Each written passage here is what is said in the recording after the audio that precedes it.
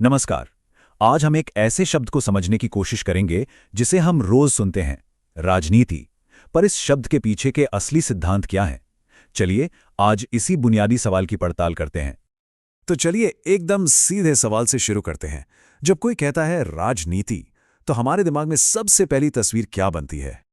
हाँ, ज्यादातर लोगों के दिमाग में यही सब आता है। चुनाव, सरकार, तीखी बहसें, पॉलिटिकल पार्टीज। और ये गलत भी नहीं है, पर ये कहानी का सिर्फ एक हिस्सा है, पूरी कहानी नहीं। असल में राजनीति का दायरा इससे कहीं ज्यादा बड़ा है। ये इस बारे में है कि हम सब एक समाज के तौर पर साथ में कैसे रहते हैं। हमारे पास संसाधन तो सीमित हैं और सबके हित अलग अलग। तो बस इन्हीं संसाधनों पर दावे करने और अपने हितों के लिए जो संघर्ष होता है, वही तो राजनीति है।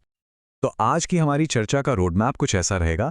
पहले हम राजनीति की असलियत को समझेंगे, फिर चलेंगे सीधे एंशिएंट ग्रीस, जहां से ये सब शुरू हुआ। इसके बाद पारंपरिक और मॉडर्न सोच में क्या फर्क है वो देखेंगे, और फिर बात करेंगे पावर की, यानी सत्ता के संघर्ष की। और आखिर में सबसे जरूरी सवाल, ये सब जानना हमारे लिए जरूरी क्यों है।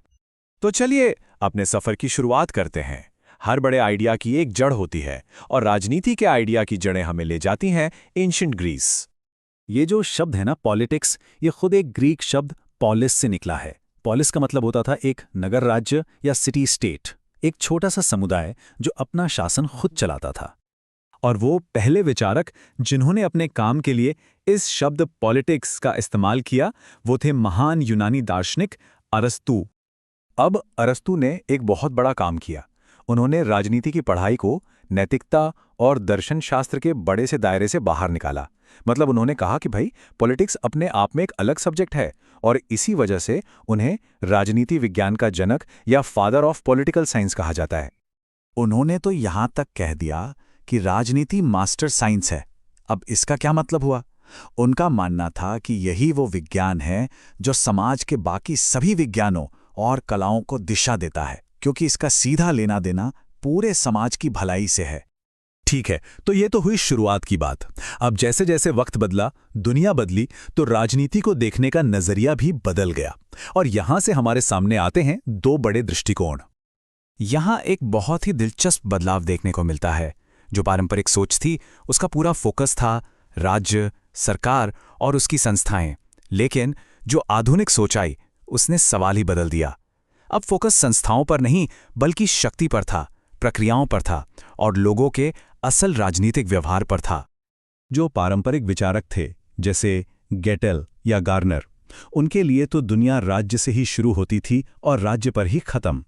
उनका मानना था कि राजनीति मतलब राज्य का विज्ञान, बस और कुछ नहीं।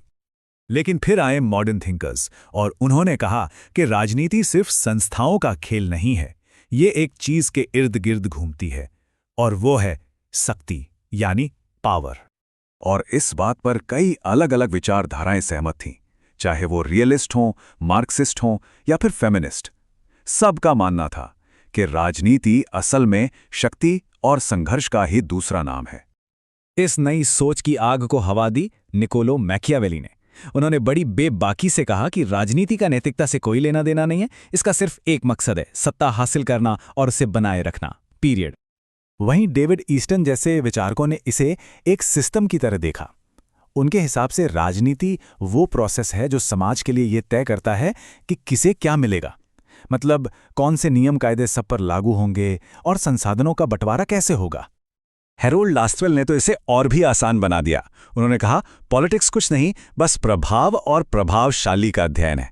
सीधी सी बात है, किसके पास कितना असर है और वो उसे कैसे इस्तेमाल कर रहा है। और फिर केट मिलेट जैसे फेमिनिस्ट थिंकर्स ने इस दायरे को और भी फैला दिया।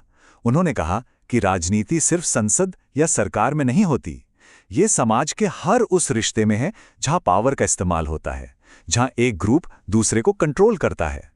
ये घर में भी हो सकता है और ऑफिस में भी। तो देखा हमने, नगर राज्यों से शुरू हुआ सफर सत्ता के संघर्ष तक पहुंच गया है।